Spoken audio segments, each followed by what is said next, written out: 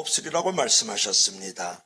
오늘도 하나님의 말씀이 선포될 때 목자 되신 우리 하나님께서 푸른 초장으로 잔잔한 물가로 우리를 인도하여 주시기를 원합니다. 영적 배부름과 영혼의 시원함을 얻는 귀한 시간이 되기를 소망합니다. 예수님 이름으로 기도하옵나이다. 아멘. 사진 한번 볼까요? 다 같이 읽어봅시다. 시작.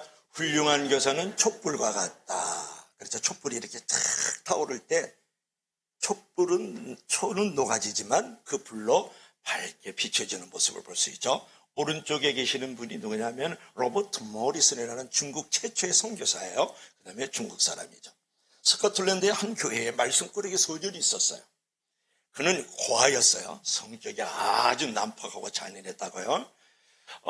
어느 날 교회 학교 교사가 이 불쌍한 소년에게 이제 옷 한 벌을 선물을 했어요. 며칠 후에 소년은 이 옷을 갈기갈기 찢어가지고 쓰레기통에다 집어버리는 거예요. 교사는 그에게 다시 새 옷을 사주었어요. 이번에도 몇 번 입어보더니 휙 던져버리는 거예요. 이 사람들은 교회 학교 그 교사에게 충고를 했죠. 저 아이는 구제불능이에요. 절대로 더 이상 사랑을 베풀지 말라고, 쓸 돈을 주지 말라고 그렇게 얘기를 했어요. 그러나 교사는 세 번째 아주 좋은 옷을 이제 사주면서 선물을 하면서 속삭였어요. 내가 옷을 버리는 것은 내가 용서할 수 있어. 그러나 교회 출석은 계속 한다고 말해줄 수 없겠니? 이런 말을 했단 말이에요. 결국 이 말썽꾸리 소년이 교회를 이제 다니면서 예수 그리스도를 영접하고 새 사람이 되었어요. 이 소년의 이름이 바로 로버트 모리슨이라는 아주 중국의 최초의 선교사였던 목사였다. 그런 말이야. 지금부터 200년 전에 1782년부터 1834년까지 살았던 분이죠. 그는 중국 선교사로서 중국어를 영어 사전으로 집필한 아주 역사적인 인물일 뿐만 아니라 성경을 무엇으로? 중국어로 번역해가지고 수백만 명, 수천만 명이 하나님께로 들어오는 중국의 최초의 선교사가 되었던 사람이 로버트 모리슨이라는 선교사다. 그런 말이에요. 여러분, 교육에는요, 인내가 필요한 거다. 그런 말이에요. 교육의 뿌리는 쓰지만 그 열매는 달다. 그런 말 따라해봐요. 교육의 뿌리는 쓰지만 그 열매는 달다. 여러분, 한 사람이 교육으로 말미암아서 하나님 앞에 돌아오는 놀라운 회개와 변화의 역사가 일어나면 이런 엄청난 위대한 열매를 맺을 수 있다는 것을 우리가 여기서 발견할 수 있는 거죠. 한 사람이 아니다. 그런 말이에요. 그래서 여러분, 내가 자랑스러운 교사, 자랑스러운 성도가 된다는 것, 내가 행복한 교사, 행복한 성도가 된다는 것은 어떠한 믿음의 태도를 가져야 될 것인가. 물론 이 로버트 모리슨을 이끌어왔던, 섬겨주었던 이런 교사와 같은 자리가 바로 자랑스러운 교사여 성도가 아니겠어요. 그런 성도가 바로 자랑스러운 행복한 그런 성도와 교사가 아니겠나. 그런 부분을 우리가 생각할 수 있죠. 오늘 본문을 보면은 이제 사도 바울의 고백을 볼 수 있는데, 어떻게 우리가 신앙생활을 해야 정말 자랑스러운 교사와 성도가 될 수 있을 것인가? 어떻게 해야 우리가 행복한 교사와 성도가 될 수 있는가를 잘 교훈하는 거예요. 그리고 어떻게 하면 하나님이 기뻐하시는 성도와 교사가 될 수 있겠는가를 오늘 말씀하고 있는데, 자, 첫째로는 우리 다 같이 시작. 복음적인 교사와 성도가 되라. 다시 한번 시작. 복음적인 교사와 성도가 되라. 우리 어린 친구들하고 우리 선생님들하고 지금 활동하고 있는 사진이 여기서 보여지는데요.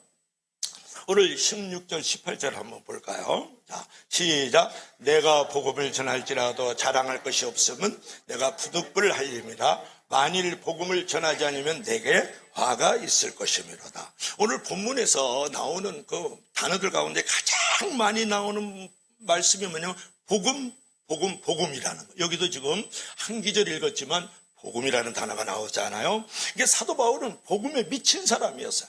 복음에 완전히 포로된 자가 누구였냐면 사도 바울이다. 그러니까 복음을 위해서는 무엇이든지 할 수 있었던 사람이 누구냐 그러면 바로 바울 선교사, 바울 목사였다. 그런 말이에요. 오늘 본문 바로 앞에 12절을 보면 사도 바울이 고린도 교회를 개척을 했단 말이에요. 그러면 고린도 교회를 개척하면은 그 고린도 교인들이 먹을 것, 입을 것, 마실 것, 생활을 해줄 수 있도록 의식주를 공급을 해줘야 된단 말이에요. 그런 것을 받을 권리가 있었지만 그 권리조차도 요구하지 않았던 것이 12절, 13절에 나오는 말씀이거든요. 그 이유는 뭐냐면 복음이 조금이라도 장애가 오면 복음에 대해서 조금이라도 거스린 일이 있으면 안 되기 때문에 내가 먹을 것, 입을 것, 마실 것을 대접받을 수 있는 그 권리조차도 포기했던 사람이 누구냐 그러면 바울이다, 그런 말이에요. 바울이다. 오늘 16절 말씀을 보세요. 내가 복음을 전할지라도 자랑할 것이 없으면 내가 부득불할림이라. 만일 복음을 전하지 않으면 내가 화가 있을 것이로다, 이렇게 말씀을 하잖아요. 사도 바울은 복음을 전해도 자랑할 것이 없다라는 거예요. 부득불할림이라, 이것은 기꺼이 할 일이다, 그런 말이에요. 기꺼이 할 일이다. 내가 복음을 전하지 않으면 내게 화가 있을 것이로다. 그러니까 이 사람들이 이 성경을 통독하다 보면 오해하는 일이 있어요. 내가 복음 전하자면 화를 당한대. 내가 복음을 가르치지 않으면 재앙을 당한대. 내가 선포하지 않으면 저주가 있대. 이런 말이 아니란 말이에요. 이 말은 뭐냐 그러면 내가 기꺼이 복음을 전하는데 내가 복음을 전하지 않으면 내 마음 속에서 이제 불이 타는 것과 같이 내가 내 마음에 방망이질하는 것과 같아서 견딜 수 없다라는 말을 하고 있다라는 말이에요. 내가 복음 전하지 않으면 화와 재앙이 있습니다.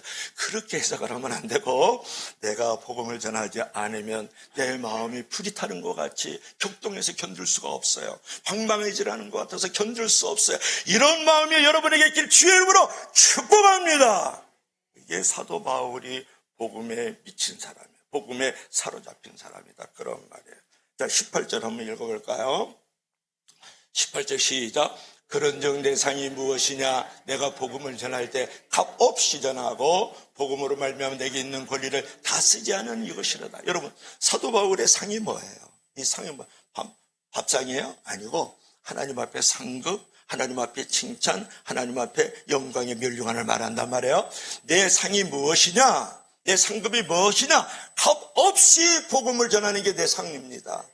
값 없이 복음을 전한다. 대가를 바라지 않고 복음을 전하고, 내가 보상을 바라지 않고 복음을 전파하고, 내가 비용을 바라지 않고 내가 복음을 가르치는 것이 내 상입니다. 이렇게 말해요. 오늘날 교사와 여러분의 직분자들이 이런 마인드를 가져야 되지 않겠느냐고 사도 바울이 여러분에게 지금 질문하고 있음을 여러분이 알아야 되지 않겠어요? 내가 사람들에게 인정과 칭찬을 받지 않고 어떤 비용과 어떤 대가도 받지 않고 내가 복음을 전하는 것이 하나님 앞에 상입니다, 이렇게 얘기를 하는 거예요. 얼마나 멋진 교사고 멋진 성도냐, 그런 말이에요. 바울은 말이죠. 그뿐만 아니고 내게 있는 권리를 다 쓰지 않습니다. 나도 놀고 싶고 자고 싶고 또 여행 가고 싶고 맛있는 거 먹고 싶고 그런 일이 다 있지만 그런 권리를 다 쓰지 않고 복음을 전하는 것이 하나님 앞에 상입니다, 이렇게 고백을 하죠. 여러분, 사람이 어떤 일을 할 때는요, 내가 그 일에 대해서 대가를 바라거든요. 보상을 바라거든요. 값을 치러달라고 하는 부분들이 여러분의 마음속에 있을 수 있다는 거예요. 대부분은 그렇죠. 그런데 사도 바울은 복음을 전하면서 어떤 보상을 원했습니까? 아무 보상도 원하지 않았다는, 아무 대가도 원하지 않았다는 거야. 아무 인정도 원하지 않았다는 거야. 그저 복음을 값없이 전하고 내가 주의 종으로서, 주의 직분자로서, 주의 교사로서, 주의 집사로서, 장로로서 권리를 하나도 쓰지 않고 하나님 앞에 내가 복음을 전하는 것이 바로 상입니다. 이렇게 살아야 됩니다, 얘기하고 있는 거예요. 믿을 수 있기를 바랍니다. 왜 사도 바울이 그랬을까가 중요하잖아. 왜 사도 바울이 자기 자유를 제한하고 자기 권리를 포기하면서 내가 하나님 앞에 값없이 대가를 바라지 않고 내가 복음을 전하는 자가 되었을까요? 그 이유는 무엇일까요? 예수님의 십자가 은혜를 내가 체험했기 때문에, 예수님의 십자가의 그 피 묻은 십자가가 내 마음에 있기 때문에 그랬다, 그런 말이에요. 여러분 보세요. 사진 한번 볼까요? 자, 보면은 여기 이제 깨미가 나뭇잎에 올라타고 있죠? 요 비둘기예요, 비둘기. 요 뒤에 지금 포스가 하나 있어야 되는데, 요 사진을 여러분 보는데, 다 같이 한번 읽어봐요. 시작. 나도 누군가의 은혜가 필요한지니다. 여러분, 목마른 개미가요, 냇물로 기어가가지고, 물을 이렇게 마시다가 그 물살에 휩쓸려 이제 떠내려가고 있었어요. 그러니까 나무에 있던 이 비둘기가요, 이 광경을 보다가 그 개미가 지금 강물에 휩쓸려가지고 떠내려가고 있으니까 나뭇잎을 하나 따가지고 던져줬다고요. 그러니까 이 개미가 그 나뭇잎에 올라타서 기어 올라와가지고 가까스로 목숨을 건졌거든요. 그때 바로 그 뒤에서요, 호수가 딱 총구를 겨눠가지고 비둘기를 지금 향해서 총구를 겨누고 있는 거예요. 그러니까 개미가 잽싸게 달려가가지고 호수의 발등을 꽉 깨버렸다. 아, 따가워! 이렇게 됐지. 그래가지고 총알이 다른 방향으로 가가지고 그 바람에 비둘기가 살아났고 놀라서 달아날 수 있었다. 개미는 비둘기에게 은혜를 갚았다. 그런 말이에요. 여러분, 사도 바울이 내가 값없이 복음을 전하고 가르치고 선포할 수 있었던 이유, 하나님의 은혜를 갚는 거예요.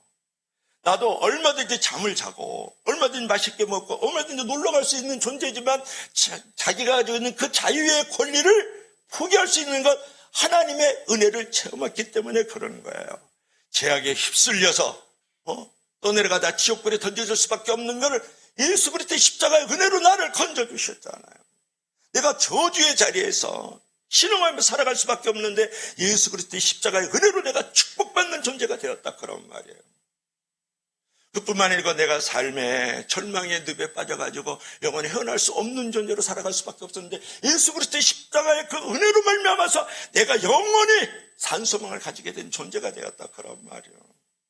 내가 한평생 살아도 삶에 대해서 허무하고 무의미 속에 살아갈 수밖에 없었는데 내가 예수 그리스도의 십자가 은혜로 말미암아서 내가 가치 있는 존재요, 살아야 될 의미 있는 존재로 변화된 것에 그 은혜를 갚기 위해서 값없이 복음을 전했다. 그러면 값없이 복음을 선포했다. 그러면 값없이 복음을 가르쳤다. 여러분, 은혜를 정말 받는 사람은요, 대가를 요구하지 않아요. 은혜를 정말 내 영혼 속에 내가 사무치도록 받은 사람들은요, 어떤 보상도 바라지 않아요. 어떤 인정과 칭찬도 바라지 않는다고요. 하나님의 은혜가 없고 자기로 충만하고 성질로 충만하고 말이죠. 자기 이성과 경험으로 충만하기 때문에, 자기 철학으로 자기의 도덕으로 충만하기 때문에 사람들의 인정과 칭찬을 받으려고 그러는 거예요. 그리고 내가 하는 일에 대해서 보상을 달라 그러고 대가를 달라 그러고 내가 그런 부분에 대해서 비용을 달라고 얘기를 하는 거예요. 내가 정말 십자가의 은혜로 내가 이렇게 구원을 받았다, 내가 십자가의 은혜로 살 소망을 가졌다는 것을 정말 깨닫는 자는 값없이 복음을 전하고 가르치고 권면할 뿐만 아니라 나의 모든 자유를 권리를 제한하고 포기하면서 하나님의 나라 영광의 복음을 위해서 힘써 사는 줄로 믿을 수 있기를 바랍니다.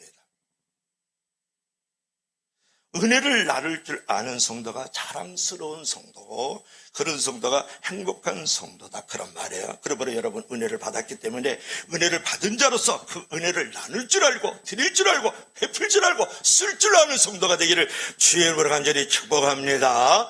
그것이 바로 자랑스러운 성도요, 행복한 성도다. 이렇게 사도 바울이 우리에게 교훈을 하죠. 자, 두 번째로, 우리는 자랑스러운 성도, 행복한 성도가 되기 위해서는 어떻게 해야 될 것인가? 다 같이 시작. 헌신적인 교사가 되라. 다시 한번 시작. 헌신적인 교사, 성도가 되라. 우리 어린 친구들이 아마 크리스마스 부활절인가 이렇게 행사 발표를 하고 있는 아름다운 모습, 우리 선생님들이 지금 서 있구만요.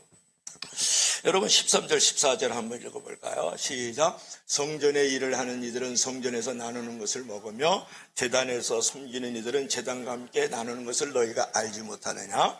그 다음에 시작. 이와 같이 주께서도 복음 전하는 자들이 복음으로 말미암아 살리라 명하셨느니라. 아멘. 이제 고린도 교회를 위해서 이제 사도 바울이 누구보다도 헌신했잖아요. 고린도 교회를 개척한 이제 목사거든요. 그래서 그는 누구보다도 이제 많은 것을 주장할 권리를 가지고 있다고요. 내가 이렇게 교회를 세웠고 여러분들을 만들어 드렸으니까 나에게 이만한 대가를 주실 수 있어야 돼요. 보상을 해야 됩니다. 그런 말씀을 할 수 있죠. 그죠? 예, 오늘 본문 13절 14절 말씀 보면 주님께서는 복음을 전하는 자들이 복음을 전하는 일만 하는 것이 아니라 그들이 먹고 살 수 있도록 그들을 만들어 주어야 된다. 일하는 소에 망을 씌우지 말라. 이제 그런 내용이죠. 즉 성도들의 물질적인 헌신으로 말미암아서 그것을 통해서 교회 안에서 일하는 사역자들이 생활할 수 있도록 만들어 주어야 된다. 이제 그런 얘기, 활동할 수 있도록 도와줘야 된다. 그런 얘기거든요. 그러므로 사도 바울은 고린도 교인들로부터 살해를 받을 권리가 있었다고요. 이제 그럼에도 불구하고 오늘 15절 한번 읽어볼까요? 15절 있을 건데, 15절을 보면은, 이제, 사도 바울은 그 권리를 하나도 쓰지 않았다라는, 그러나 내가 이것을 하나도 쓰지 않아야, 얼마든지 내가 사역자이기 때문에, 내가 헌신자이기 때문에, 내가 개척자이기 때문에 대접을 받고 대가를 받아야 될 이유가 반드시 있고, 그렇게 살아가도록 만들어줘야 된다. 그런 말이에요. 그럼에도 불구하고 내가 이것을 하나도 쓰지 아니하였고, 이 말을 쓰는 것은 내가 이같이 하여 달라는 것이 아니라 내가 차라리 죽을지언정 누구든지 내 자랑하는 것을 헛된 대로 돌리지 못하게 하리라. 사도 바울의 유명한 선언이에요, 여러분. 사역자들이, 헌신자들이, 목회자들이 이런 마인드를 가져야 되지 않겠어요? 내가 쓸 권리가 있어요. 여러분이 나의 도와줄 권리가 있다고요. 그러나 내가 지금 복음을 전하고 가르치고 권면하고 있는 이 일에 내가 헛된 것이 되지 않도록 내가 자랑하지 않습니다. 내가 주장하지 않아요. 여러분이 예수를 믿어도 이런 마인드를 가지고 예수를 믿어야 돼요. 내가 자랑하는 거, 내가 주장하는 일로 인해서 내가 헌신하고 봉사하는 것이 다 물거품이 되는 것, 그죠? 되지 않도록 여러분이 차라리 죽을지언정 내 자랑하는 것을 헛된 대로 돌리지 않게, 내가 값없이 복음을 전하고 가르치고 권면하고 선포하는 것들이 헛되지 않도록, 내 자랑이 헛되지 않도록 내가 이런 걸 주장하지 않습니다. 너무 멋있잖아요. 여러분 권사입니까? 교사입니까? 장로예요? 이런 마인드를 가져야지. 죽을지언정 내가 가지고 있는 이 교사, 내가 가지고 있는 이 직분에 자랑이 헛되지 않도록 나의 권리를 내려놓고 나의 주장을 제언할 줄 아는 그런 사도 바울과 같은 심령들이 되기를 주의 이름으로 축복합니다. 그런데 중요한 것은 뭐냐 그러면, 진정한 축복은 여러분 헌신에 있어요. 헌신에. 이 헌신을 모르는 사람들을 뭐라 그러냐면 봄에 논밭에 뿌리는 씨앗의 그 종자 씨앗을 먹는 자와 같다, 그런 말을 하고, 그 다음에 뽐뿌질을 하잖아요. 뽐뿌질을 하면 거기다 물을 집어넣어야 돼. 그걸 마중물이라 그러고 바가지물이라 그래요. 그 물을 먹는 자와 같다 그래요. 여러분 헌신을 모르는 사람, 예수를 믿다 보면 어느덧 종교적인 환자가 되고, 그 다음에 이제 습관적 이거 형식적인 환자가 되거든요. 신자가 아니라. 이제 그러다 보면 뭐냐 그러면은 내가 이제 심을 줄 모르고 이제 내가 뿌릴 줄 모르는 사람이 된다는 거예요. 여러분 바가지물을 갖다 펌프해 놓으면 이렇게 이제 펌프질에서 물이 풀풀풀 나오거든요. 근데 급하고 분자고 쪽지니까 이제 불안한 마음으로 그 마중물을 먹어버린단 말이에요. 바가지물을 먹으면 내가 계속해서 먹을 수 있는 물을 내가 기를 수가 없는 거예요. 펌프질을 할 수가 없다. 마중물을 먹어버렸으니까 말해서 바가지물을 먹어버렸단 말이에요. 내가 너무 급하고 분주하고 바쁘다는 핑계로 가지고 봄에 논밭에다 뿌려야 될 종자의 씨앗을 내가 뿌려야 되는데 그것을 밥을 해서 먹어버리고 말았어요. 너무 쫓기고 불안하고 내가 이제 바쁘니까요. 그러면 내가 그 열매를 통해 가지고 배부름을 당할 수가 없고 내가 이익을 얻을 수가 없는 존재가 되잖아요. 여러분 왜 인생의 펌프가 메말라서 은혜의 생수가 내가 솟는 삶이 내가 없느냐? 그것은 간단해요. 내가 바쁘고 쫓기고 분주하다고 내가 마중물을 바가지물을 먹어버려가지고 헌신이 없기 때문에 목마른 삶이 되고 있다는 것을, 그리고 내 인생이 왜 이렇게 핍절할까? 왜 이렇게 이제 헐벗고 굶주림과 같은 삶이 내가 만들어지고 있는 것일까? 내가 하나님 앞에서 반드시 뿌려야 될 종자의 씨앗을 내가 먹어버리는 거야. 바쁘고 분주하고 쫓기다고. 그러다 보니까 내가 영혼의 배부름도 없고 육신의 배부름도 경험할 수가 없는 거다, 그런 말이에요. 여러분, 바쁘고 쫓긴다 그래서, 내가 분주하다 그래서 하나님 앞에 마땅히 드려야 되고 베풀고 하나님 앞에 이제 나눌 수 있는 그런 부분들을 내가 갖지 않으면 마중물을 먹어버리는 존재와 같은 죄가 돼서 목마른 거예요. 내가 마땅히 뿌려야 될 종자의 씨앗을 먹었기 때문에 내 삶의 배부름이 경험할 수 없단 말이에요. 여러분, 헌신이라는 것은 사실은 나를 위한 거예요. 주를 위한 게 아니라 너를 위한 것도 아니에요. 우리를 위한 거죠. 그 헌신을 할 때 그것이 마중물과 같아서, 그것이 종자 씨앗 같아서 내 삶에 목마름이 없다고요. 내 삶에 굶주림이 없다고요. 영원한 시원함과 영원한 배부름을 당하게 하는 것이 바로 헌신인 줄로 믿을 수 있기를 바랍니다. 그래서 여러분, 축복받기 원하면요, 헌신해야 돼요. 헌물할 줄 알아야 돼요. 여러분, 기쁘게 헌신하십시오. 내가 헌신을 하지 않으면 그런 미지근한 삶 속에서, 게으른 삶 속에서 내가 고난이 주어지고 고통이 만들어지고 제약된 삶의 그 그림자 속에서 내가 세상의 포로가 되고 세상에 묶여서 살아가는 답답함을 경험합니다. 여러분, 사도 바울은 내가 이제 그런 일에 빠지지 않도록 내가 차라리 죽을지언정 내가 헛된 대로 돌리지 못하게 하리라, 헌신했다, 그런 말이에요. 그래서 그 아프리카 속담에 한번 볼까요? 아프리카 속담을 보면은 이제 뭐가 나오냐 그러면 그림 하나 봅시다. 아이를 키우기 위해서는 온 마을이 함께 해야 된다. 우리 다 같이 읽어봐요. 시작. 한 아이를 키우려면 온 마을이 필요하다. 다시 한번 시작. 한 아이를 키우려면 온 마을이 필요하다. 마을에다가 교회를 붙이세요. 시작. 한 아이를 키우려면 온 교회가 필요하다. 그래서 요 아기가 하나 있는데 요 두 손으로 온 마을 사람들이 아기를 돌보고 있는 마을을 볼 수 있죠. 여러분, 아프리카 속담에 말이죠, 아이를 키우는 데는 마을 하나가 필요하다, 그런 말이 있어요. 부모만 자녀를 키우는 게 아니라는 거예요. 아이는 사회적 존재거든요.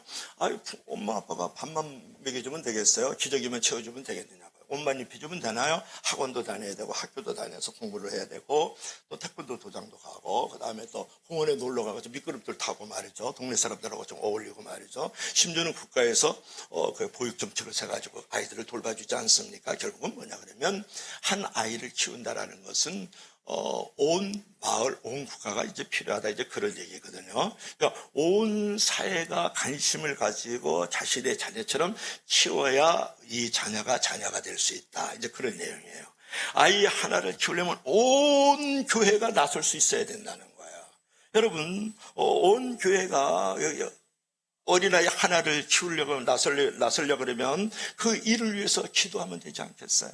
그들을 위해서 사탕 하나를 사다 주면서 돌봐주면 되지 않겠어요? 지나가다가 머리를 쓰다주고 등을 두드리면서 격려해 주면 되지 않겠어요? 그리고 그들을 칭찬하고 인정해 주면 되지 않겠느냐, 그런 말이에요.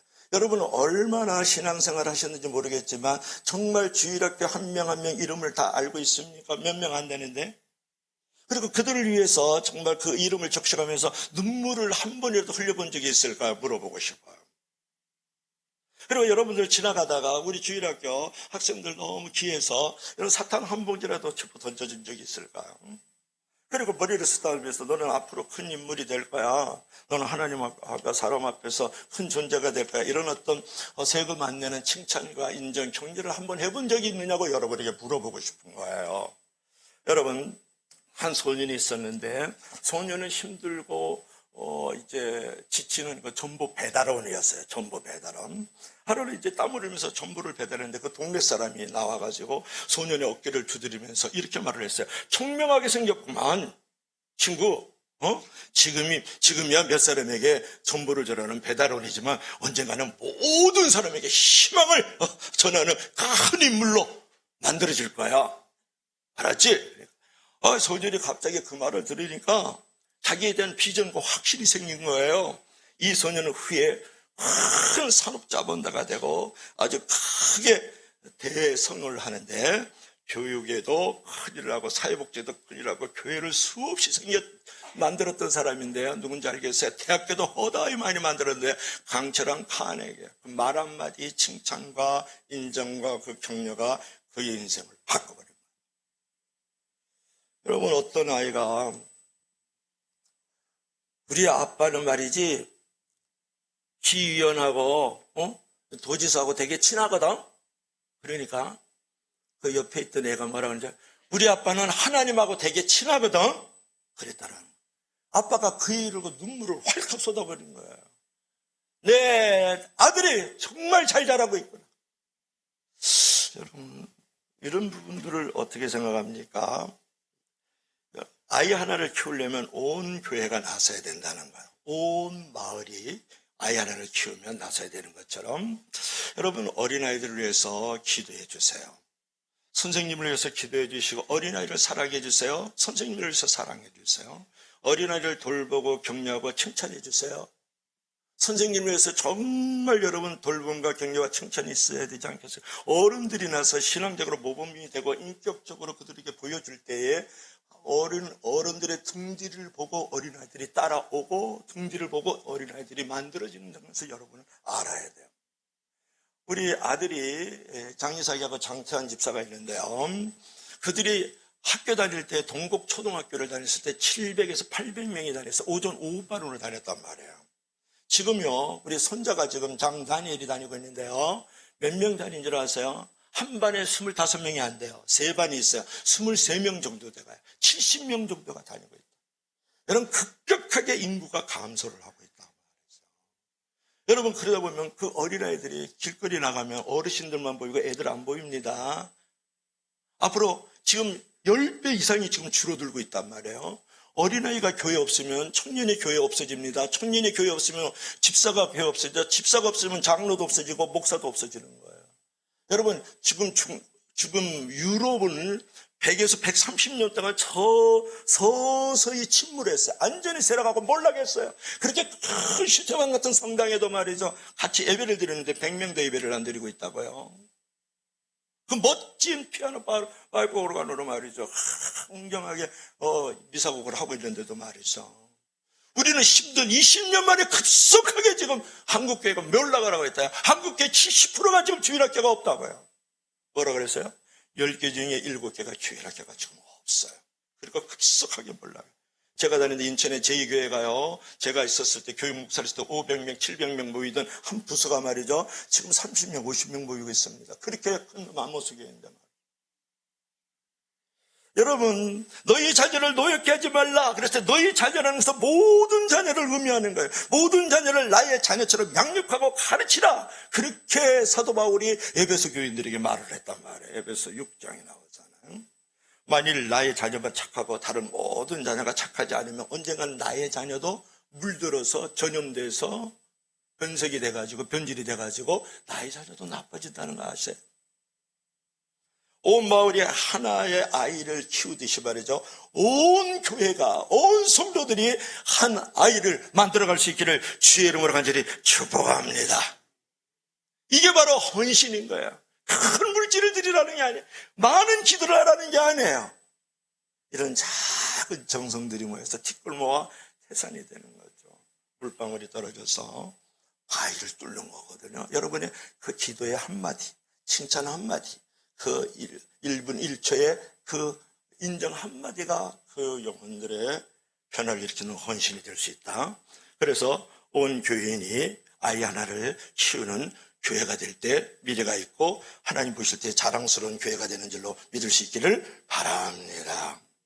자, 마지막으로 나눠봐요. 다 같이 시작. 실천적인 교사, 또 행함이 있는 교사 좋죠. 우리 어린 친구들 지금 활동하고 있네요.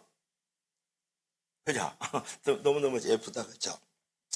오늘 19절 말씀 마지막으로 읽읍시다. 시작. 내가 모든 사람에게 자유로우나 스스로 모든 사람에게 종이 된 것은 더 많은 사람을. 다시 한번 큰 목소리로. 이건 너무 중요한 사도 바울의 그 좌우명이고 인생론이에요. 신앙관이에요. 시작. 내가 모든 사람에게 자유로우나 스스로 모든 사람에게 종이 된 것은 더 많은 사람을 얻고자 하니라. 너무 멋있잖아요, 여러분. 내가 모든 사람에게 자유로울 수 있어요.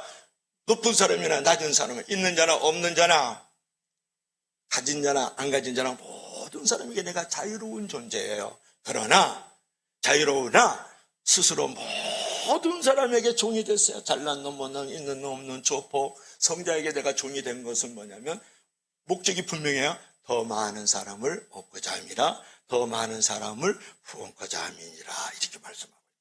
믿으시면 아멘 하세요.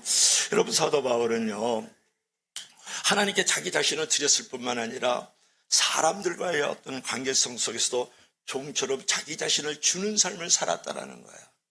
내가 모든 사람에게 자유로울 수 있어요. 그러나 내가 모든 사람에게 종으로서의 자유로 가는 거예요. 그래서 그 많은 사람들의 영혼을 얻고자 했거든요. 여러분, 주는 사람에게는 사람들에게나 하나님에게나 자랑이 있습니다. 그러나 받는 사람은 하나님과 사람 앞에도 자랑이 없어요. 여러분, 내가 줄 때 내가 종의 모습으로 섬기고 드리고 베풀고 만들어주고 돌봐줬을 때 그것이 사람에게 기억이 되고 하나님께 기념이 된다는 것을 여러분이 알으셔야 돼요. 내가 늘 받는 존재로 살아가면 땅에서도 기록이 안 되고 하늘에서도 기록이 안 된다, 그런 말이거든요. 여러분, 이 세상에 주는 기쁨만큼 좋은 것은 없는 거거든요. 주고자 하면 감사가 충만하게 되지만 이제 받고자 하면 늘 불평이 충만하게 된단 말이에요. 어떤 충만으로 살아가겠어요? 여러분, 늘 베풀면서 주면서 감사 충만으로 살아가겠어요? 아니면 늘 이제 받고자 하고 늘, 그죠? 얻고자 하는 마음으로 불평 충만하로 살겠어요? 어떤 사람을 보면은 아주 어렵고 힘든 상황 속에서의 시간과 물질을 가지고 있는데도 힘써 남을 돕는 사람이 있거든요. 그런 분을 위해서 우리가 기도하다 보면 눈물이 날 때가 있잖아요. 하나님, 저를 영적으로 이제 시간적으로 넉넉하게 하시고 축복해 주십시오. 육체적으로, 경제적, 생활적으로 아주 하나님 축복해 주시고 저희 앞날과 저희 가정을 지켜주세요. 눈물로 기도하는 부분이 이루어지지 않겠어요? 그럴 때 하나님께서 틀림없이 그 사람에게 응답이 되더라는 거예요. 여러분, 우리가 나누었던 그 사랑의 씨앗은요, 언젠간 신비한 축복이 되어서 다시 나에게 메아리처럼 돌아온다는 것을 믿을 수 있기를 바라요.